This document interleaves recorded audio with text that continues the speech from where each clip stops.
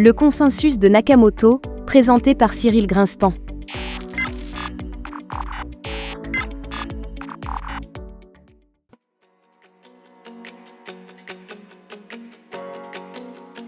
Nous avons choisi, pour point de départ, une citation de Montesquieu.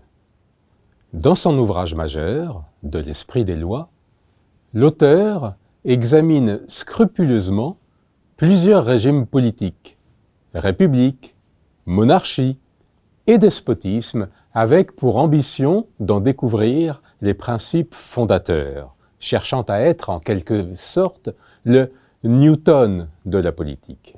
S'agissant de la monarchie, il l'estime fondée sur la notion d'honneur et permet, selon lui, cette caractéristique qui retient notre attention. Chacun va au bien commun, croyant aller à ses intérêts particuliers. L'objet des vidéos qui vont suivre cherche à savoir si cette célèbre citation de Montesquieu peut s'appliquer aussi au consensus de Nakamoto que son créateur, Satoshi Nakamoto, a inventé pour le réseau Bitcoin. Il s'agit de voir si les principaux acteurs majeurs de ce réseau, appelés mineurs, et qui, rationnellement du moins, on peut le supposer, cherchent à maximiser leurs gains, agissent dans l'intérêt du plus grand nombre, lequel souhaite simplement un registre des transactions de confiance et en progression régulière. C'est cet aspect technique de Bitcoin qui nous intéresse. Bitcoin est à la fois un nouvel algorithme de consensus qui retient notre attention ici, mais aussi pour la première fois l'invention de contrats dits intelligents qui s'exécutent automatiquement grâce à une nouvelle façon de concevoir des transactions financières en deux morceaux, entrée et sortie. Pourquoi s'intéresser à Bitcoin plus particulièrement? Certes, il s'agit historiquement de la première crypto-monnaie, mais il y en a d'autres aujourd'hui, avec des algorithmes de consensus radicalement différents, moins coûteux énergiquement parlant, et parfois tout aussi passionnant.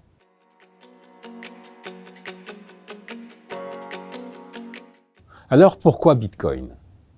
Quelle que soit l'opinion qu'on a, Bitcoin est un modèle, ne serait-ce qu'à travers la notion de blockchain qu'il a popularisée et qui a été reprise par la plupart de ses concurrents. Son réseau est aussi un modèle de réseau décentralisé avec au moins 50 000 nœuds répartis à travers le monde, probablement beaucoup plus. Dans cet écosystème, les développeurs occupent certes une place considérable, mais ils doivent parfois lutter pour faire admettre des modifications, même mineures, du protocole, des mois, voire des années.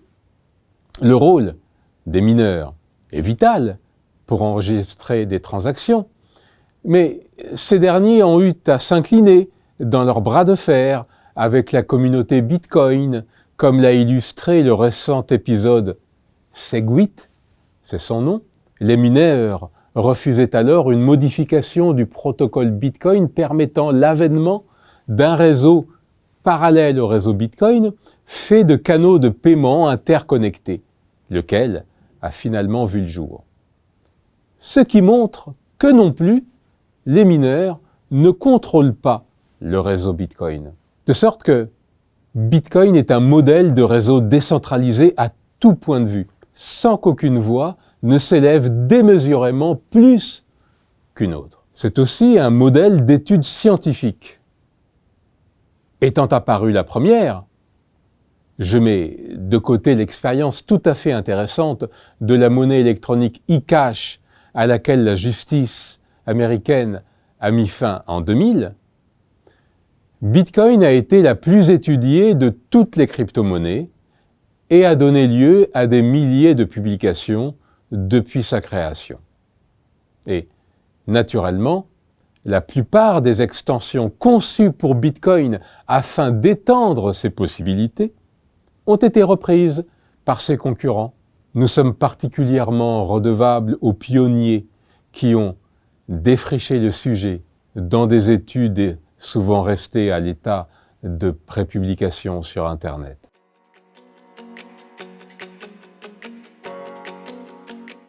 Bitcoin est certes un modèle, mais force est de constater que depuis plusieurs années, il représente aussi une singularité dans le paysage des autres crypto-monnaies.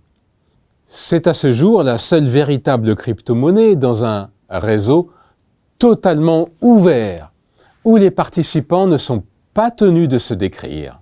En particulier, ils ne sont pas tenus de faire part de leur richesse et libres d'entrer et de sortir du réseau à n'importe quel moment, et pour laquelle, néanmoins, il existe des résultats de sécurité que nous verrons. Une seconde singularité concerne la répartition initiale de la richesse. Les premiers participants à avoir acquis des bitcoins n'en ont pas acheté à une entreprise privée.